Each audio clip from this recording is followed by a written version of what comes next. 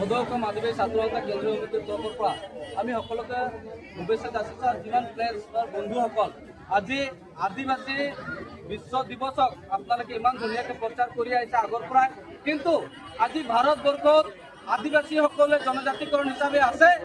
অসমৰ এই উৰা মুণ্ডা চান্তাল খাৰিয়া হো ভিল এইসকলে আজি বিশ্ব আদিবাসী দিৱস মানি আছো, কিন্তু আমি বঞ্চিত জনজাতিকৰণৰ পৰা, মৌলিক অধিকাৰৰ পৰা বঞ্চিত হৈ আছো। আমি সদৌ আদিবাসী ছাত্ৰ এইটো ধিক্কাৰ দিছে ভাৰত চৰকাৰ, প্ৰধানমন্ত্ৰী আৰু লগতে আমাৰ অসমৰ মুখ্যমন্ত্ৰী ডাঙৰীয়াক। আপুনি স্মাৰ্ট কমিটি যিটো বনাইছিলে আজিলৈকে প্ৰতিবেদন দিল্লীত নপঠালে আমাক দুখ লাগিছে। এই বিশ্ব আদিবাসী দিৱসত শ্বহীদ ভূমিৰ পৰা মই ধিক্কাৰ দিছোঁ।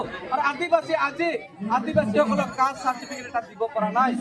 য'ত আগত জাতিৰ লাকৰা উৰাও আছিল, আজি ইছাক লাকৰা এইটো অবিচি আছে, এইটো অবিচি আৰু টি ট্ৰাইব এণ্ড লেবাৰ জাতি বনাইছে। কিয় কৰিছে এইটো বিজেপি চৰকাৰ সময়তে কৰিছে।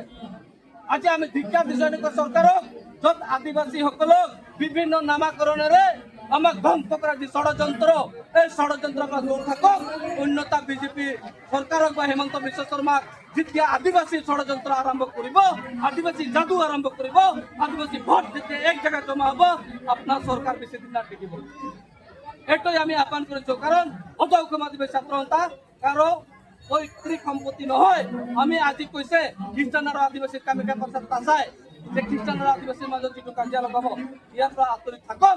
আমি আহ্বান কৰিছোঁ, আপুনি নাগালেণ্ড, ত্ৰিপুৰা ইয়াত কেনেকুৱা খ্ৰীষ্টান মানুহ এষ্টি পাইছে, উৰ্মিলা ৰাণী কেনেকুৱা এষ্টি পাইছে, আমাক জবাব দিব লাগিব।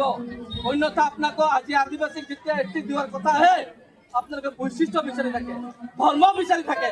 আদিবাসীক তাৰ ক্ষমতা নাই এষ্টিৰ কাৰণে মাত মাতিব, 1 বিঘা মাটি দিয়াৰ কাৰণে ক্ষমতা নাই। চাহ বাগানত থকা মা দেউতাসকলে আজি এটা ঘৰতে 10জন ফেমিলি থাকে, সিহঁতক এটা 1 পোৱা মাটি দিবৰ কাৰণে ক্ষমতা নাই। এনেকুৱা MP আমাক নালাগে। আমাক এনেকুৱা MP আমি যেনেকে হওক আমি তাক শিক্ষা দিবৰ কাৰণে সাজু।